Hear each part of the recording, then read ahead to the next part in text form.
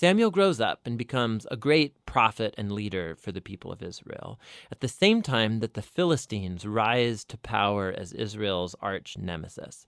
And in this crucial battle, the Israelites get arrogant, and instead of praying and asking God for help, they trot out the Ark of the Covenant as this kind of magic trophy that will automatically grant them victory in battle.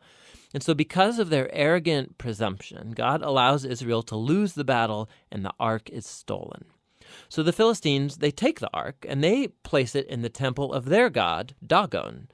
And then the God of Israel defeats the Philistines and the god Dagon without an army by sending plagues on the people. And then the Philistines don't want the ark anymore, obviously, and they send it back to Israel. And the point of this little story seems to be this: God is not Israel's trophy, and he opposes pride among the Philistines, but also among his own people. And so Israel needs to remain humble and obedient if they want to experience God's covenant blessing, which opens up into the next large section. The Israelites come to Samuel and they say, hey, we want a king like all the other nations have. Go find one for us. And so Samuel, he's kind of ticked off and he goes to consult with God. And God says, yes, their motives are all wrong, but if a king is what they want, give them one. And so we're introduced to the figure of Saul. 1 Samuel 4. And the word of Samuel came to all Israel.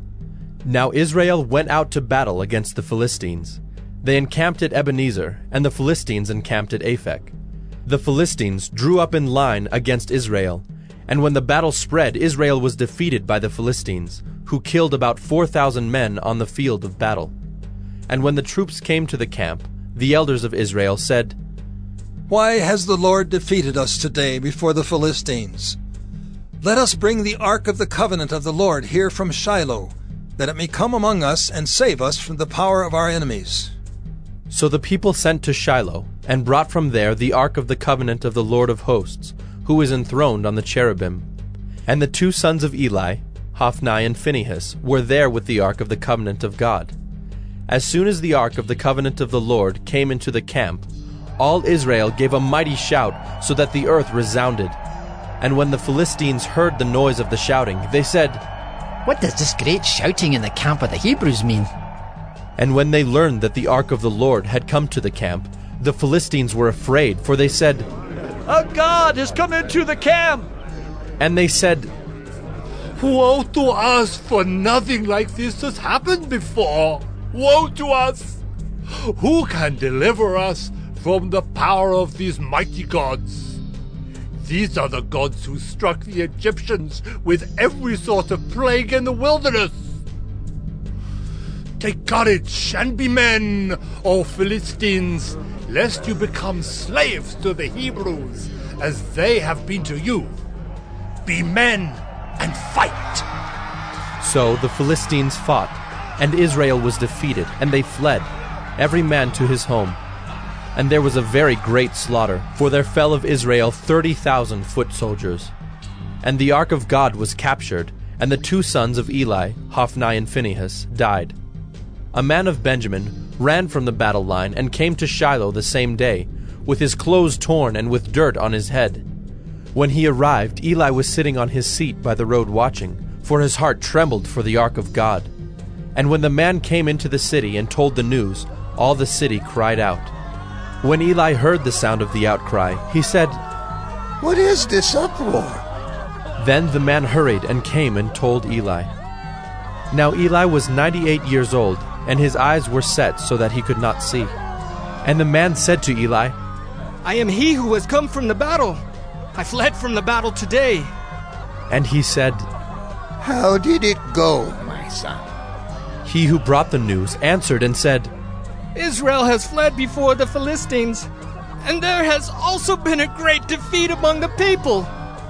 Your two sons also, Hophni and Phinehas, are dead, and the ark of God has been captured.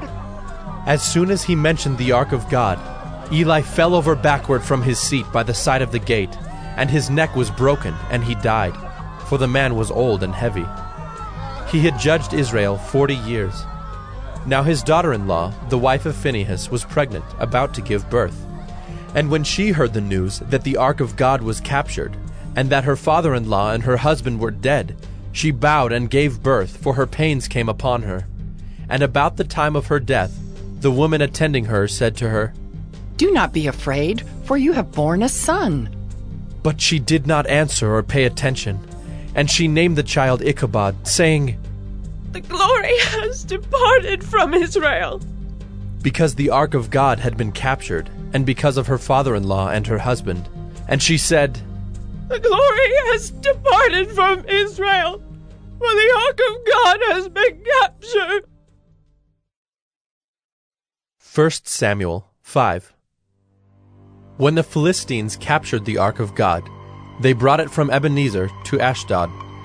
Then the Philistines took the ark of God and brought it into the house of Dagon, and set it up beside Dagon. And when the people of Ashdod rose early the next day, behold, Dagon had fallen face downward on the ground before the ark of the Lord. So they took Dagon and put him back in his place.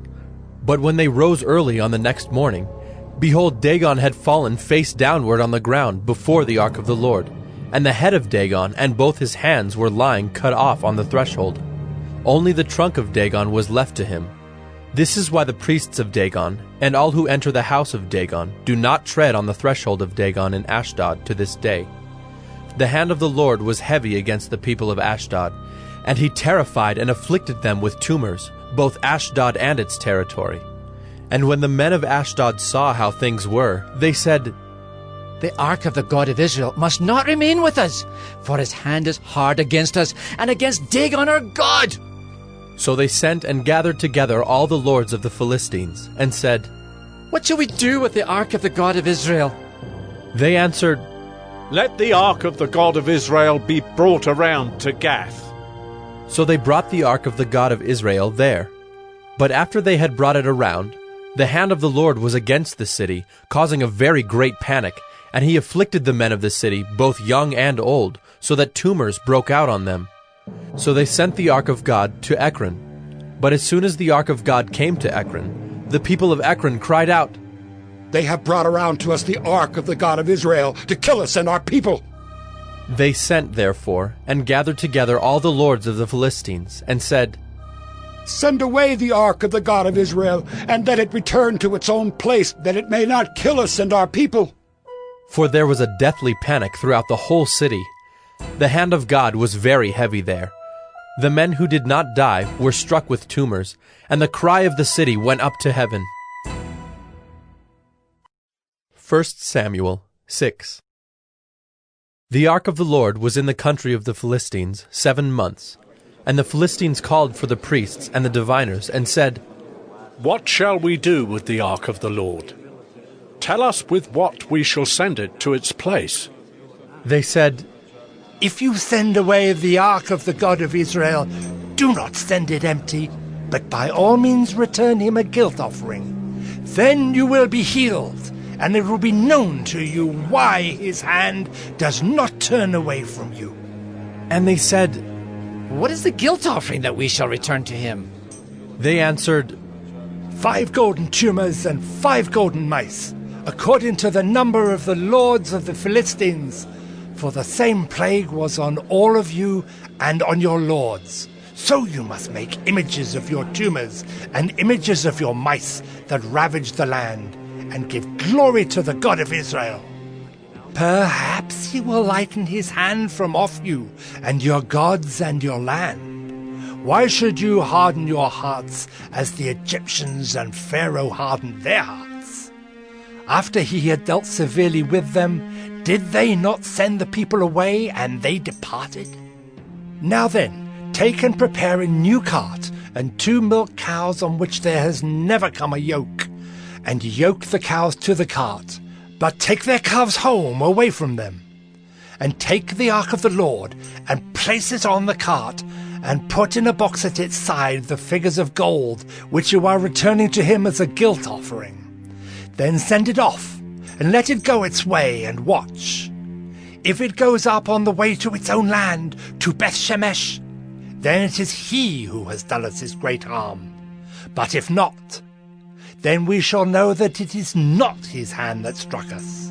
it happened to us by coincidence." The men did so, and took 2 milk cows, and yoked them to the cart, and shut up their calves at home. And they put the ark of the Lord on the cart, and the box with the golden mice, and the images of their tumors. And the cows went straight in the direction of Beth-Shemesh, along one highway, lowing as they went. They turned neither to the right nor to the left, and the lords of the Philistines went after them as far as the border of Beth-Shemesh. Now the people of Beth-Shemesh were reaping their wheat harvest in the valley. And when they lifted up their eyes and saw the ark, they rejoiced to see it. The cart came into the field of Joshua of Beth-Shemesh and stopped there. A great stone was there, and they split up the wood of the cart and offered the cows as a burnt offering to the Lord. And the Levites took down the ark of the Lord and the box that was beside it, in which were the golden figures, and set them upon the great stone. And the men of Beth-Shemesh offered burnt offerings and sacrificed sacrifices on that day to the Lord. And when the 5 lords of the Philistines saw it, they returned that day to Ekron. These are the golden tumors that the Philistines returned as a guilt offering to the Lord: 1 for Ashdod, 1 for Gaza, 1 for Ashkelon, 1 for Gath, 1 for Ekron, and the golden mice according to the number of all the cities of the Philistines, belonging to the 5 lords, both fortified cities and unwalled villages. The great stone beside which they set down the ark of the Lord is a witness to this day in the field of Joshua of Beth-Shemesh. And he struck some of the men of Beth-Shemesh, because they looked upon the ark of the Lord. He struck 70 men of them, and the people mourned because the Lord had struck the people with a great blow. Then the men of Beth-Shemesh said, "Who is able to stand before the Lord, this holy God? And to whom shall he go up away from us?" So they sent messengers to the inhabitants of Kiriath-Jearim, saying, "The Philistines have returned the ark of the Lord. Come down and take it up to you." 1 Samuel 7. And the men of Kiriath-Jearim came and took up the ark of the Lord, and brought it to the house of Abinadab on the hill. And they consecrated his son Eleazar to have charge of the ark of the Lord. From the day that the ark was lodged at Kiriath-Jearim, a long time passed, some 20 years, and all the house of Israel lamented after the Lord.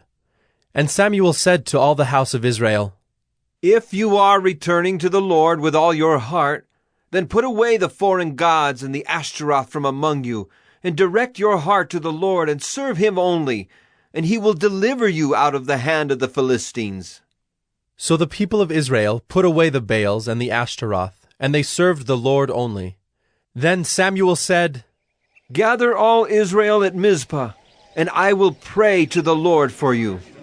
So they gathered at Mizpah, and drew water and poured it out before the Lord, and fasted on that day, and said there, "We have sinned against the Lord." And Samuel judged the people of Israel at Mizpah. Now when the Philistines heard that the people of Israel had gathered at Mizpah, the lords of the Philistines went up against Israel. And when the people of Israel heard of it, they were afraid of the Philistines. And the people of Israel said to Samuel, "Do not cease to cry out to the Lord our God for us, that he may save us from the hand of the Philistines." So Samuel took a nursing lamb and offered it as a whole burnt offering to the Lord. And Samuel cried out to the Lord for Israel, and the Lord answered him. As Samuel was offering up the burnt offering, the Philistines drew near to attack Israel. But the Lord thundered with a mighty sound that day against the Philistines, and threw them into confusion, and they were routed before Israel. And the men of Israel went out from Mizpah, and pursued the Philistines, and struck them as far as below Bethkar. Then Samuel took a stone, and set it up between Mizpah and Shen, and called its name Ebenezer. For he said, "Till now the Lord has helped us." So the Philistines were subdued, and did not again enter the territory of Israel. And the hand of the Lord was against the Philistines all the days of Samuel. The cities that the Philistines had taken from Israel were restored to Israel, from Ekron to Gath, and Israel delivered their territory from the hand of the Philistines. There was peace also between Israel and the Amorites. Samuel judged Israel all the days of his life, and he went on a circuit year by year to Bethel, Gilgal, and Mizpah, and he judged Israel in all these places. Then he would return to Ramah, for his home was there, and there also he judged Israel. and he built there an altar to the Lord. 1 Samuel 8. When Samuel became old, he made his sons judges over Israel. The name of his firstborn son was Joel, and the name of his second Abijah. They were judges in Beersheba. Yet his sons did not walk in his ways, but turned aside after gain. They took bribes and perverted justice. Then all the elders of Israel gathered together and came to Samuel at Ramah and said to him, Behold, you are old, and your sons do not walk in your ways. Now appoint for us a king to judge us like all the nations. But the thing displeased Samuel when they said, Give us a king to judge us. And Samuel prayed to the Lord. And the Lord said to Samuel, Obey the voice of the people in all that they say to you, for they have not rejected you, but they have rejected me from being king over them, according to all the deeds that they have done, from the day I brought them up out of Egypt even to this day, forsaking me and serving other gods, so they are also doing to you. Now then obey their voice. Only you shall solemnly warn them and show them the ways of the king who shall reign over them. So Samuel told all the words of the Lord to the people who were asking for a king from him. He said, These will be the ways of the king who will reign over you. He will take your sons and appoint them to his chariots, and to be his horsemen, and to run before his chariots. And he will appoint for himself commanders of thousands and commanders of 50s, and some to plow his ground and to reap his harvest, and to make his implements of war and the equipment of his chariots. He will take your daughters to be perfumers and cooks and bakers. He will take the best of your fields and vineyards and olive orchards and give them to his servants. He will take the 10th of your grain and of your vineyards and give it to his officers and to his servants. He will take your male servants and female servants and the best of your young men and your donkeys and put them to his work. He will take the 10th of your flocks, and you shall be his slaves. And in that day you will cry out because of your king, whom you have chosen for yourselves, but the Lord will not answer you in that day. But the people refused to obey the voice of Samuel, and they said, No, but there shall be a king over us, that we also may be like all the nations, and that our king may judge us and go out before us and fight our battles. And when Samuel had heard all the words of the people, he repeated them in the ears of the Lord. And the Lord said to Samuel, Obey their voice and make them a king. Samuel then said to the men of Israel, Go, every man to his city.